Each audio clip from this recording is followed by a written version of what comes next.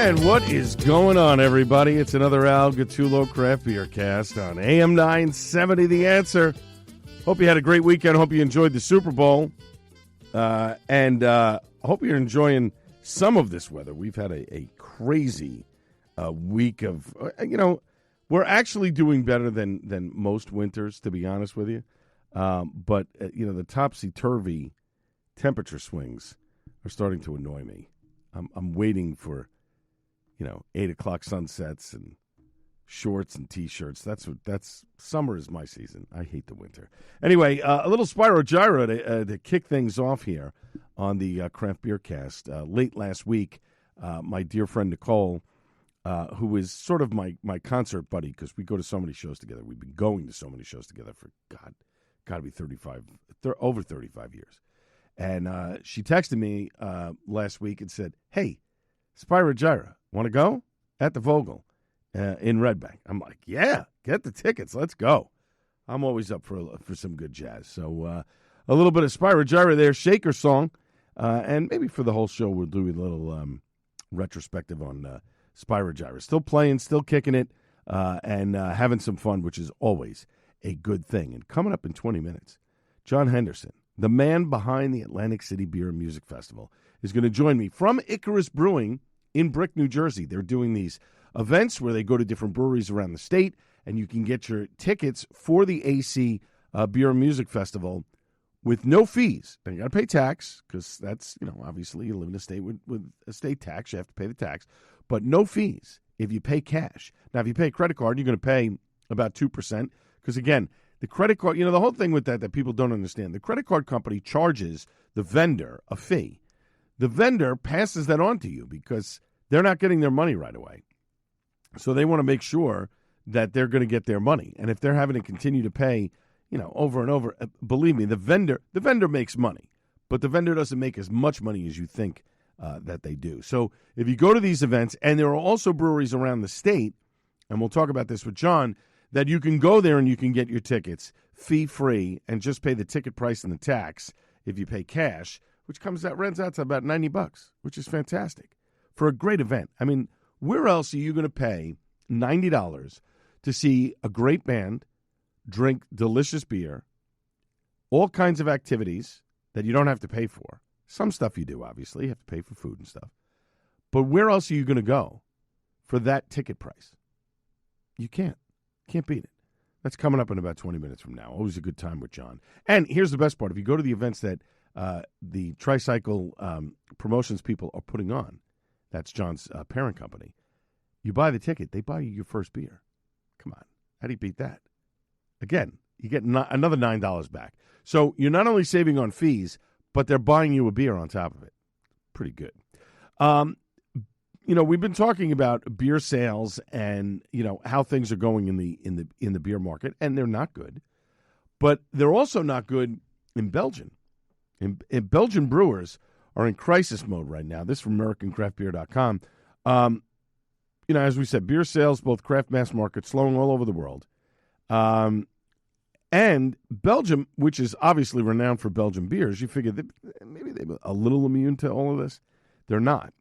Beer sales in Belgium dropped by just under 6% in 2023. Belgian beer exports, which make up 70% of all the beer produced in Belgium, were down almost 8%, according to the Industry Association Belgian Brewers.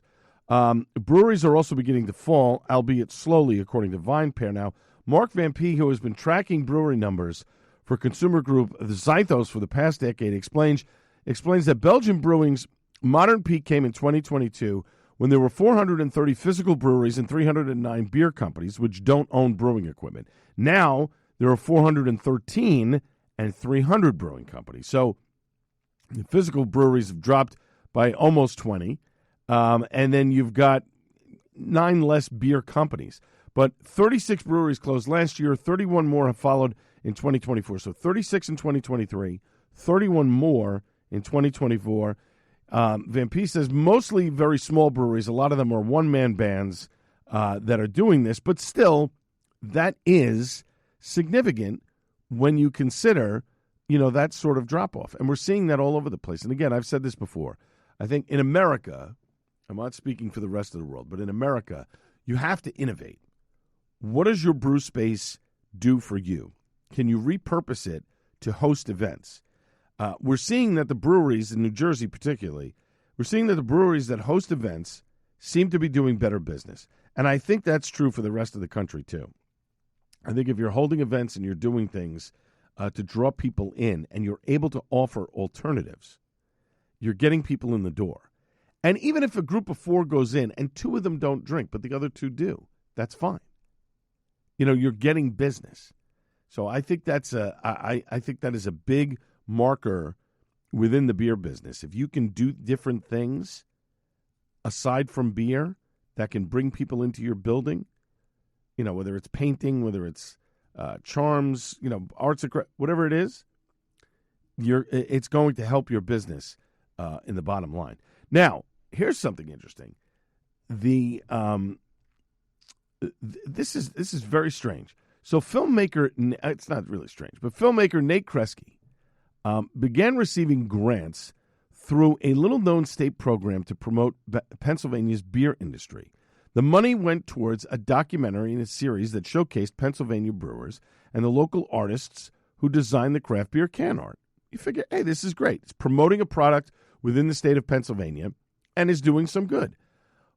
But it turned into a nightmare for Kresge when the Pennsylvania Liquor Control Board, which administers the program, balked at paying out the money.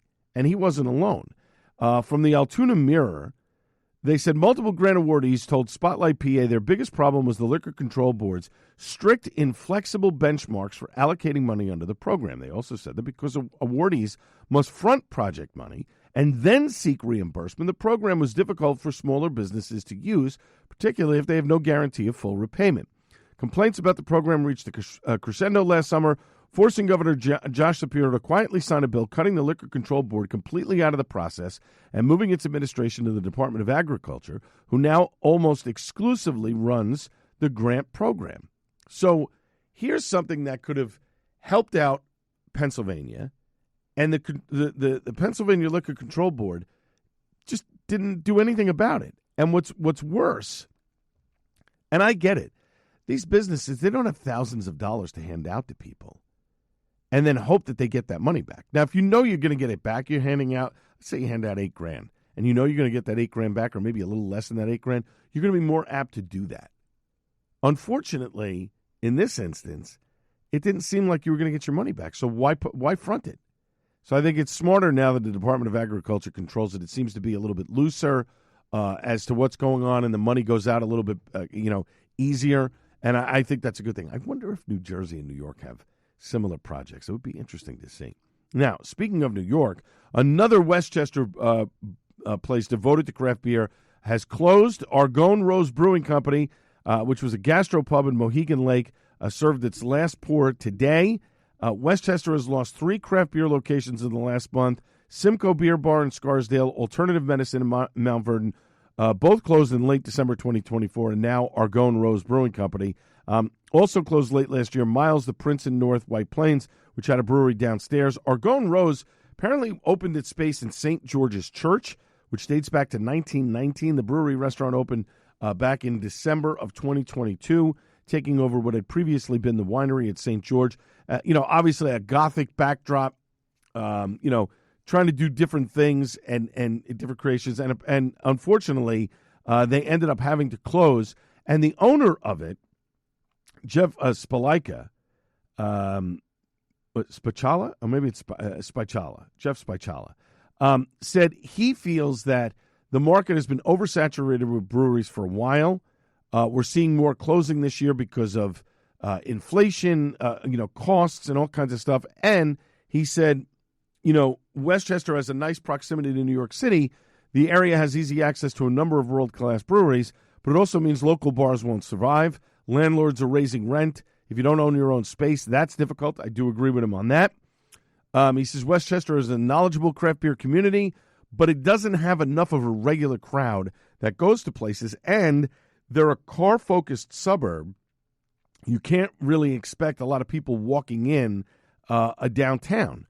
And I do agree with him on that. A lot of places in Westchester you have to drive to. It's not as simple as getting off a Metro North train and walking to a place or taking a bus. So I think that's a drawback. Again, I think those that are easily accessible, I think you're going to have more people going to. And I also see we're going to have more of a downturn. I could see that this year very easily, especially if these tariffs and everything else continues to increase the price of goods and services and ingredients. I think we're going to see more of that in the coming months. I hope not. When we come back after a short break, more news and notes from around the beer world. This is the Al Gattullo Craft Beer Cast on AM 970 The Answer.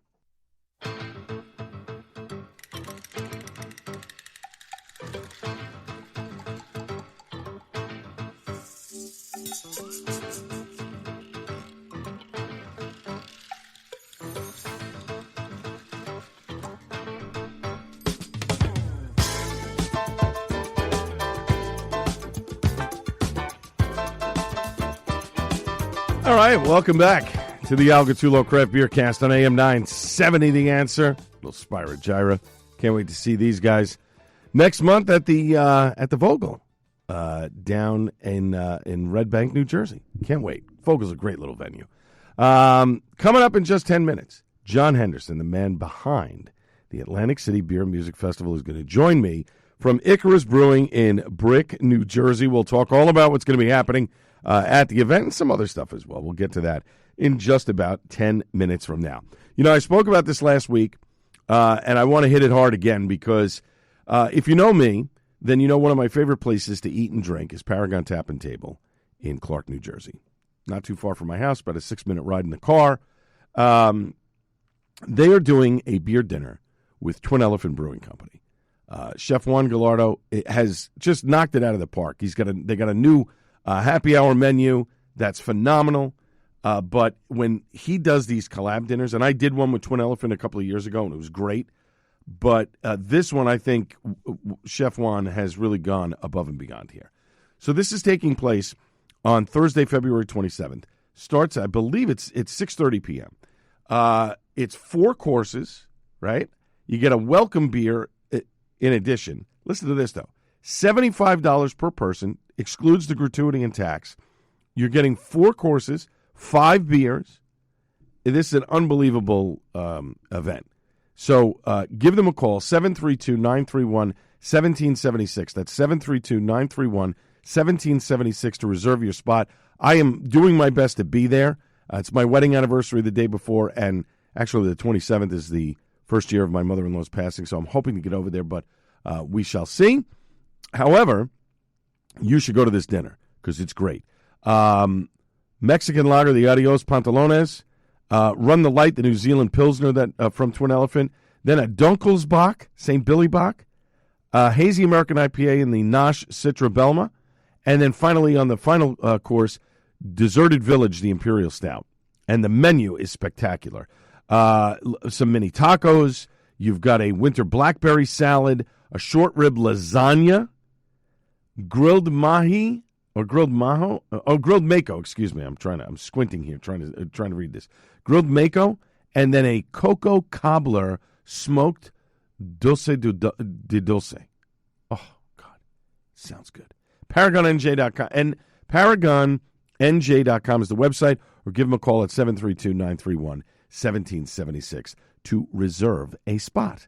The Colorado Brewers Guild, nonprofit trade organization for independent craft breweries in the state of craft beer, is delighted to announce the 215-plus participating breweries for the 10th annual Colorado Pint Day that's taking place on March 5th. Approximately half the number of craft breweries in the state, including 24 breweries that have not participated in Colorado Pint Day before, will be selling Colorado Pint Day glasses at local tap rooms for the Colorado Brewers Guild fundraiser. It supports the CBG's mission to promote, protect, and propel independent craft breweries in the state of craft beer through advocacy, community education, and public awareness. $1 of each pint glass sold goes back to the Colorado Brewers Guild. It's always held on a Wednesday, which is typically a slower day for breweries. Colorado Pint Day started way back in 2016 when the nonprofit trade organization debuted a pint glass with simply the Guild's logo. Over the years, they've collaborated with different artists and stuff. This year's theme, Beer is for Everyone, local artists, that is, was designed by Leanne Brighty. The list of participating breweries and map of Colorado Pint Day locations can be found on the CBG website, Colorado Brewers Guild. I believe it's coloradobrewersguild.org. Just do a search for Colorado Brewers Guild, and it will pop up who will be selling, and they usually sell out. So if you don't get on it right away on that day, typically within a couple of days, they sell out on those glasses. Again, more than 215 breweries are participating in the 10th annual Colorado Pint Day, which is really, really cool. Our friends over at Brewdog USA charging headfirst into this year, continuing their stance as a leader in the non-alcoholic beer industry. They're mixing things up. They've launched a refreshed AF Mix Pack, teasing new non-alcoholic varieties later this year, with classic headline AF brews returning, and a brand new addition to the lineup with Cold AF. Longtime fans of the brand and newer Brewdog converts alike have much to look forward to when restocking their fridge for any occasion. The launch is in stores and online now. Brings the same balanced taste of the original cold beer to an alcoholic-free version. Perfect for those looking at their drinking habits a little differently this year. Each can clocks in at less than 0.5% ABV. It's only 20 calories and 2.3 carbs. The reduced hoppiness, malt flavors, and subtle bitterness make this drink ideal for any occasion. In the mix pack, old favorites are going to return here. Elvis AF, Punk AF, Hazy AF, providing the classic IPAs and pale ales Brewdog has mastered in a non-alcoholic setting. And then they also plan two new e-commerce exclusive launches throughout the year, including Hazy AF Tropical and Cold AF Lime. New flavors highlighting notes of zingy lime and incorporating sweet mango, pineapple, and guava. Just think of, sitting by the pool and relaxing with a beer that doesn't have alcohol in it. Brewdog's AF beers are available for purchase online. They're also available at select markets around the country, including Kroger, Whole Foods, Total Wine, and Target. For more, usa.brewdog.com/collections/non-alcoholics. If you go to the website there, you can get all the information on how to order non-alcoholic beer from Brewdog. And, of course, it can be shipped directly to your home because, again, there's no booze in it. It's pretty cool. Or very little booze. But still, they'll ship it right to your house. We've been talking about the Atlantic City Beer and Music Festival. Obviously, John Henderson's going to join me in just a few minutes, hanging with him and the Good Time Tricycle crew. The tickets to the AC Beer Fest, if you get them at any of the participating breweries that are selling tickets, in addition to the event that I was just at Icarus, and there's a couple more they're doing throughout this month and next month, $80 plus tax. It makes your ticket a flat $90. If you use a credit card, you're going to have to pay those fees as well. But think about it. You're going to bypass a whole bunch of fees, which is about $12 per ticket, and they will buy you a beer at some of these events. Now, in other places like Bolero and Wild Air, they're selling fee-free tickets. They're not going to buy you a beer, but you can buy your tickets right there without having to go, online. So, which is really cool. And if you bring cash, easy peasy. From noon to 4 is the first session. Census Fail is the band. 7 to 11, it's me first and the Gimme Gimmies. acbeerfest.com for details. I will certainly be at the night session, the 7 to 11 session at the AC Beer Fest. I can't wait. It's going to be fantastic. Now, Big Brew's coming up in just a couple of weeks, March 1st, Saturday, March 1st. There's a VIP hour this year, first time that they're doing that. Noon to 1 is the VIP hour. General admission is 1 to 5. Tickets are on sale now at bigbrewNJ.com. There are only 500 VIP tickets available. If you use the code BeMine, you can get $15 off your ticket, whether it's VIP or general admission. That expires midnight Saturday, February 15th. It's at the Morristown Armory, 430 Western Avenue in Morristown, New Jersey. Live music by Mr. Lovejoy, and it's a benefit for the Morris Rugby Corporation. Of course, BigBrewNJ.com is the website for purchasing tickets and all of your details. And finally, the Brewers Guild of New Jersey, I think I mentioned this a couple weeks back, but bears repeating. They've appointed Bree Devlin as their new executive director. Casey Collins is going to be their marketing director. Bree is going to be tasked with building the Guild's membership, awareness, and advocacy efforts in addition to tackling government affairs and legislative issues. And Bree has been all over it. She's been doing a lot of the yeoman's work behind the scenes in past years. For more than a year, she's helped the Guild with its organizational and marketing efforts. Collins, with a resume of contract marketing and social media management, will be tasked with strengthening the voice of the Guild and promoting the state's breweries, offerings, and brewing culture in the state. The Garden State claimed 171 craft breweries in 2023. Of course, a bunch of them closed already. That ranks at 41st in breweries per capita. They've generated over $1.7 billion in economic impact, according to the Brewers Association. Think about that. And that puts them at a 16th in the rankings of how much money they've contributed to the state of New Jersey, and a nationwide paneling of all the craft breweries. They're going to continue to do a great job. And I think that there's more that we can do in New Jersey. And if Bree, if you're listening to this, I am happy to help in any way that I can. Reach out to me. Let's talk. I'd love to try and do some more things with the Brewers Guild. Finally, New York City Brewed coming up Saturday, February 22nd, 3 to 7:30 p.m., nycbrewed.com for tickets. I got my tickets. I can't wait to go. It's all New York City breweries pouring this year. New York City spirits, New York City wine, cider, sake, coffee, so much more. It's going to be great. Industry City, limited number of tickets. They've capped it at 600.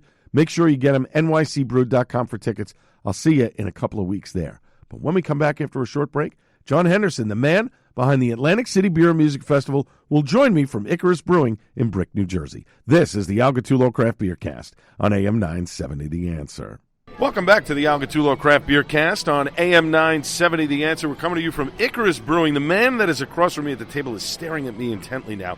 Part of the reason is because he has a stand-up of Mr. Spock from Star Trek in his car waiting for me.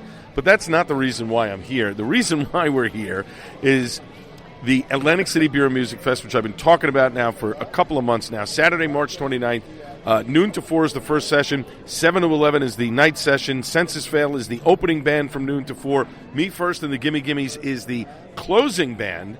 And joining me right now is the man behind the Atlantic City Beer and Music Fest. We're here at Icarus Brewing, acbeerfest.com to get your tickets at a ticket event that they're doing right now. John Henderson. John, my friend, how are you? What's up, good looking? This is the second year in a row we've done this face-to-face. Yes. This was an online thing before. I appreciate this so much more. Absolutely. Listen, wherever you're at, I will come to. So this works out perfectly for me, and it works out perfectly for you. The two bands that I mentioned, Census Fail, a Jersey band, correct. Punk Legends, Me First and the Gimme Gimmes. They do mostly covers now, but they're a punk legend band. Give me your take on these two bands. So, in kind of going to the one-day sessions, I kind of want to do a mix of that emo pop punk, right? But then I wanted to do something different and something fun, right? And Me First and the Gimme Gimmes is a blast, right? What do they call themselves? Like the America's favorite bar mitzvah band, right? So it was a perfect kind of give and take. Like, we can really tickle that pop punk customer that we've developed over the years and still attract them and some of us old heads with Me First and the Gimme Gimmes and kind of shake our bodies loose. So we're excited to have that opportunity. Cool. And Census Fail? Census Fail. I mean, they're a Jersey band, right? They're pop punk. They've played Atlantic City back during the Warped Tour. Huge response, and they were one of the bands that were on our wish list. So it was great to kind of check that box. Now, what's cool about it being on your wish list is something we're going to break here right now, because you were talking with Jason from Icarus, kind of sort of collaborating a little bit. Icarus is putting together a collaboration beer with Census Fail. Is that right? Yeah, it was weird when we locked in the band. Jason and I had talked about collaborations before, and we're very friendly with band management, and I connected band management with Jason, and it just organically happened. Oh, that's awesome. Now, we don't know what beer is being done yet, correct? I saw a couple emails with styles. I saw a couple emails with names. It's not a cat I'm going to let out of this bag, because I'll let Jason let that out of the bag. Very cool. Now, awesome beer, vendors, food, and the like. Not only are you hosting ticket events that are fee-free, you've decided to allow breweries across the state to sell tickets as well, fee-free. Now, if you bring a credit card, obviously you're going to pay the VIG on the credit card, but if you pay cash, it's a flat $90 fee. Why the change this year of allowing breweries to sell tickets without you guys being there? So when I initially, and people don't know this, and you know this because we talk offline a lot, but when we initially started this festival wasn't started as a business. This festival was started in 2006 as an opportunity to discover better beer. Before being a beer geek was a thing, I was a beer geek. Better beer meant a lot, right? And we try to, every year, kind of give people a reason to not just come to the festival, because we're 1 weekend a year, but also go on craft beer exploration. right? We want to get you. I make no secret. The Atlantic City Beer and Music Festival is your opportunity to discover beer, but it's also a gateway to getting you in these tap rooms, right? And when we initially started the, get your ticket on site and first beer on us, we did that. We've been doing that for 5 or 6 years, and we can't be everywhere, right? And we can't encourage. We couldn't encourage everybody to go to every place, but if we said, okay, let's take a segment, we're going to do a couple in brewery, you show up and grab your ticket and we'll buy your beer like we're doing with Icarus tonight. How can we expand on that without exhausting the staff? I think last year, Bree County, we did like 16 of those events, right, while producing other festivals, while doing our consulting gigs, kind of while doing everything. And we sat down and we were like, well, we still need to drive people into these tap rooms, right? Ultimately, it's about beer. It's about discovering better beer, and we're that catalyst. Whether you come to the festival, you don't come to the festival, we want to make sure that, we know that this industry that helped this festival grow and an industry that the festival helped grow, we're constantly giving people a reason to come back to the tap rooms, like our passport that we do, that benefits Punk Rock Saves Lives. Same thing. It sends you on an adventure to come to tap rooms, to create commerce. We want people doing business with breweries. Yeah. We're talking with John Henderson from the Atlantic City Beer and Music Fest, acbeerfest.com. You can get tickets there, but you can get tickets at various breweries around the state, fee-free. If you don't use a credit card, you come in with cash. It's a $90 flat fee. You can buy your tickets through March 27th, and I believe that's the last event that you're doing at Vagabond, correct? So no, we are actually switched the Vagabond event to the Seed. So we're still it's still an Atlantic City event. That is going to be March 20th. So we switched it over to the Seed, again, kind of our hometown brewery, right? Home turf. Get everybody to the Seed. We've got a couple more, and there's a laundry list, and I'll pull that up and read that off for you. But all the breweries and locations, we even have a dispensary that you can grab your tickets at. I think Wild Air, Bolero. I'm trying to think of a couple of others, but if you go on the acbeerfest.com, you can get the list of breweries there where you can just go in and you can buy your tickets right there. If you want to come to one of these events, it's great. You get it fee-free, and they will buy you a beer as well. They're not going to buy you a beer at the other places, but still, buy yourself a beer. It'll be worth it. Here's the list. So we've got Farm Truck, we've got Axe and Arrow, Pinelands, Dr. Brewlittle, Bear Brewing, Ship Bottom in Swarthmore, PA, Glasstown, you said Bolero, our friends at Swedeboro, Lone Eagle, Farmers and Bankers, Wild Air, and Conservatory Cannabis. So you've got 13 locations throughout New Jersey that you can avoid ticketing fees. So think about if you're going to grab 5 or 6 tickets, you're literally going to end up with a free ticket because of the savings just on the fees. Like, we try to avoid the fees. We know I'm very aware of, our price point, and we try very hard to keep our price point compelling, and not over the top, but at the end of the day, we're hitting that $100 mark after you get fees and all of that. We're confident that the juice is worth the squeeze. We put a lot into our program. We're very proud of our program. Our program supports craft beer, but while you're doing it, you're having fun, you're being entertained. There's not a concert that you're going to go to that you're going to pay the prime dollar, drink all you want, create this discovery, do all these things, and be under our price point. And the same aspect, there's not another really beer festival that you're going to go to on the East Coast that you're going to do a beer fest. You're going to see a band. You're going to have shenanigans. You're going to have this. So we like to say the juice is worth the squeeze, and we stand behind it. I mean, this is our 19th year. Yeah. 19 years that they have been doing this. I've gone to it at least 11 now, so believe me, it is worth it. Brewery announcements are ongoing. Obviously, the one that you're going to be particular in trying is obviously the collab that Icarus is doing with Senses Fail. But is there anybody else that you're looking forward to trying that you haven't tried yet at the Beer Fest? I'm a beer explorer, so a lot of these places, we kind of poke our heads in. You'll see videos and stuff. There's a lot of collaboration happening, right? And, interbrewery collaboration. I know. I don't want to let another cat out of the bag, but I know Farm Truck is up to no good, right? Jack from Dr. Brewlittle's is up to no good. Nice. So, and then we've got a bunch of new Tired Hands is coming back. Right. So there are a bunch of cool breweries coming back. You're going to see some cool announcements over the next month. Everybody who's on the lineup, and we're going to be 100 breweries. I love it. An after party after we're done drinking our faces off on Saturday night, or it's just, hey, go have fun. So the after party is the Mountain Bar. They've been our after party partner forever. Really pleased to have them. The big supporter of the festival, from cheap hotel rooms to the after party.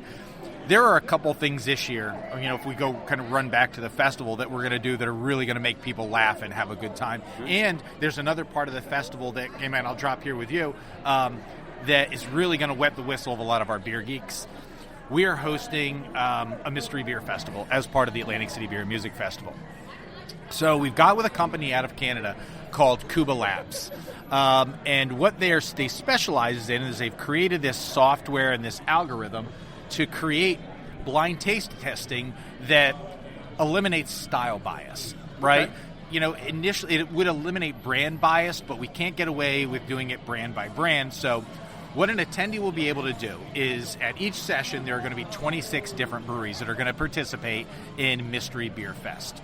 We're going to have a fold-out on a paper, and in advance we'll give you the kind of the information. You scan a QR code, and you register for this Cuba Labs app, which will take you through the Atlantic City Beer and Music Festival Mystery Beer Fest. And you'll get to the festival, and the breweries that are participating for each session will be labeled A through Z, 26 breweries, 26 letters of the alphabet. You will walk up to the brewery. You'll be prompted Brewery A. It's going to be a black tap handle or a black can cover, and they're not going to tell you what beer it is. You're going to know that it's Icarus. Right? They're not going to tell you the style. They're not going to tell you anything other than pour it in your glass. You're then going to click that A as an option in this app, and it's going to walk you through a series of questions from mouthfeel to flavor to right down to would you purchase this beer? All multiple choice questions. When you get to the end of that, it's going to give you two options, and you have to decide, is it Icarus is this or is it Icarus is that? Cuba Labs will be on site, and they'll be running an active scoreboard the entire time. Oh, that's awesome. So what we're doing is we're eliminating style bias. We're taking these beer geeks who, I know everything about beer, and we're turning it on their heads. I don't believe that anybody's going to get all 26 right. And it's going to be 26 different breweries for each session. So if you're going to both sessions, it's two different experiences. I love this. I love this. This is great. All right. I got to wrap it up there. John Henderson, Atlantic City Beer and Music Fest, Saturday, March 29th, noon to 4, 7 to 11, Census Fail, me first in the Gimme Gimmies. I will be at the night session. Come see me, say hello. But I'm telling you, it is going to be an awesome time, and I cannot wait to party my face off with you, my friend. Thank you, as always, for joining me on the program. Oh, my brother, always thanks for having it. We've been doing this for a bunch of years, and I appreciate it every single time. You got it. Up next, it's time for Suds and Duds on the Al Gattullo Craft Beer Cast on AM 970 The Answer.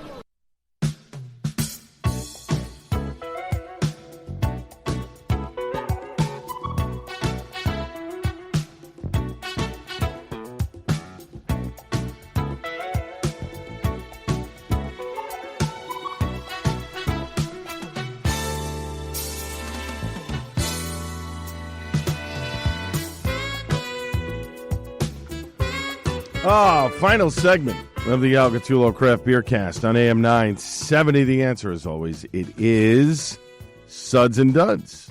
So let's kick it off. Little Spyro Gyra. Can't wait to see these guys next month. Boy, the concert's going to come up pretty quick.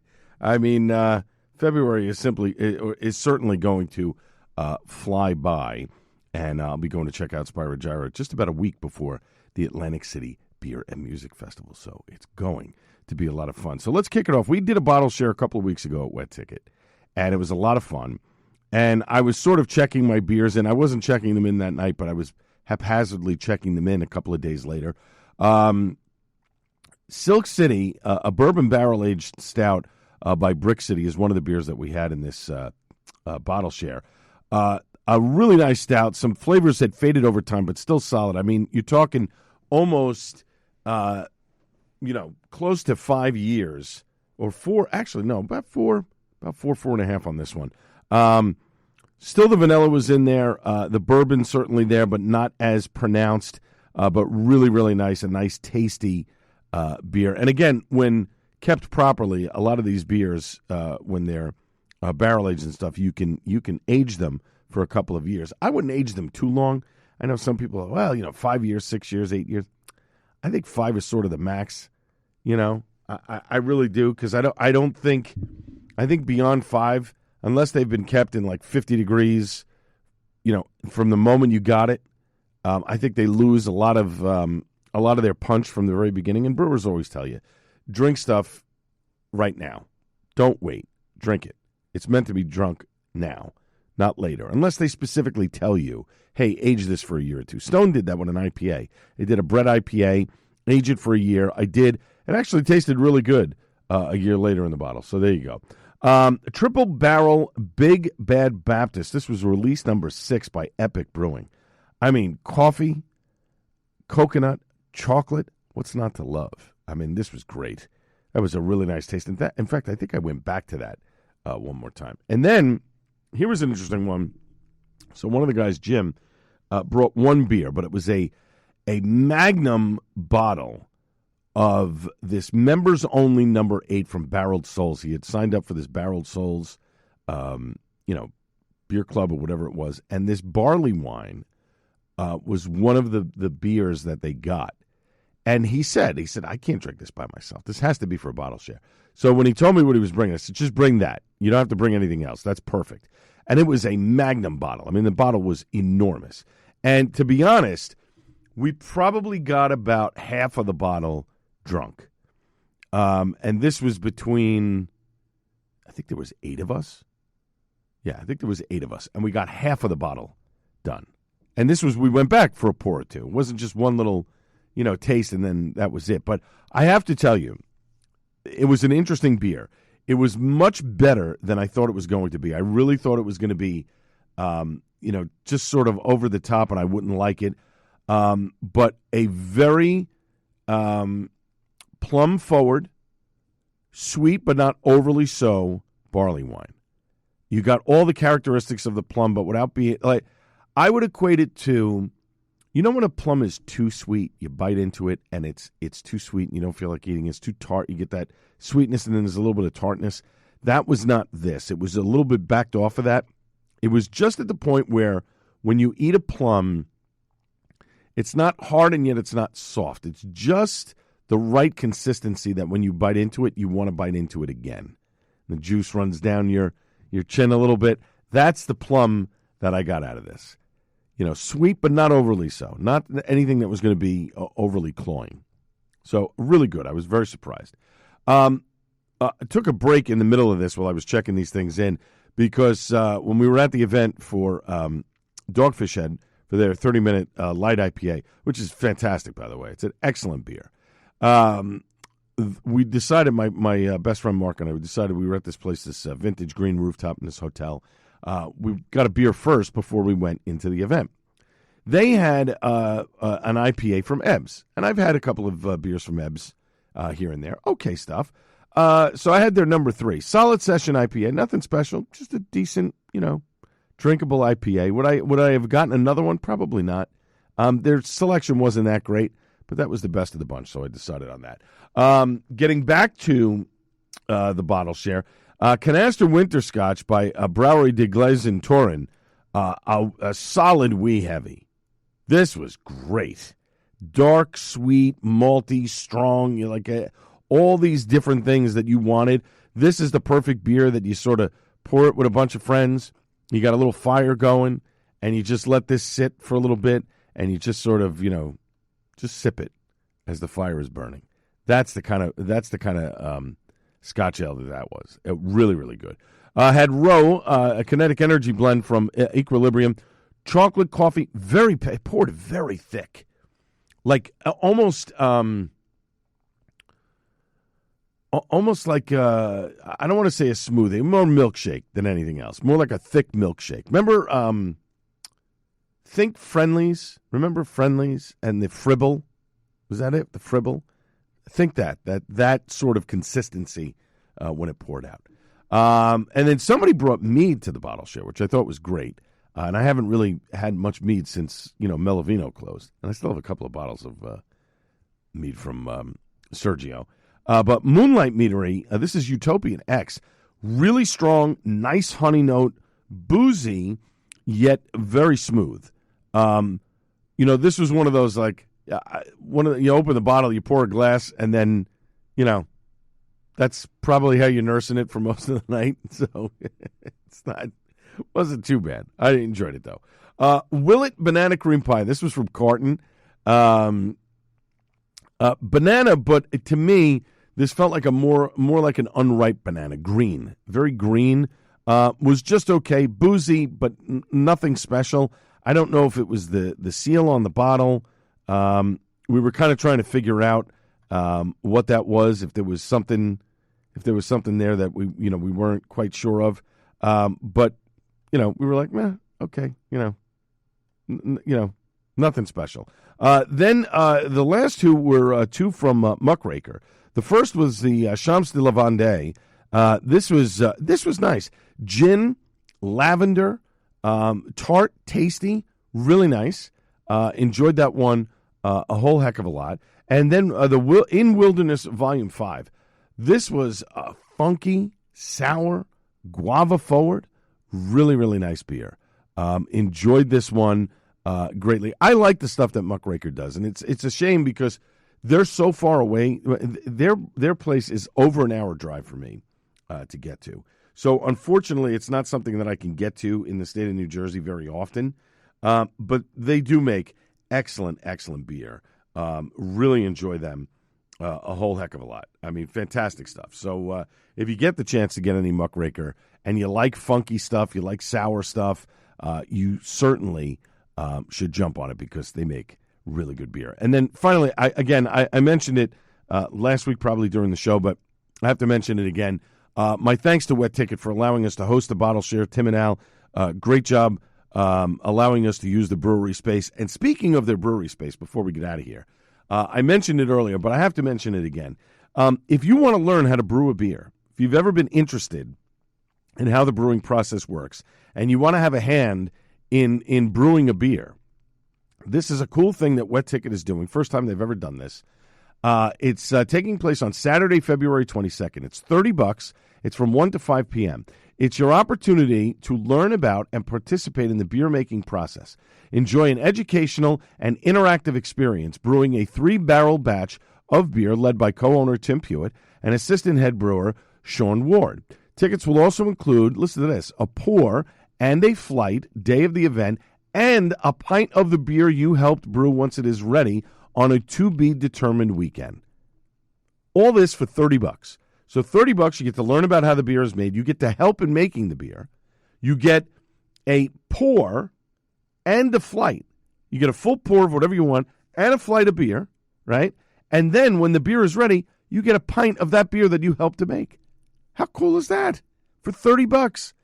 I have to tell you, wetticketbrewing.com for tickets, or if you go into the tasting room and you ask, they'll sell you a ticket right there. For $30, you can learn how to brew a beer.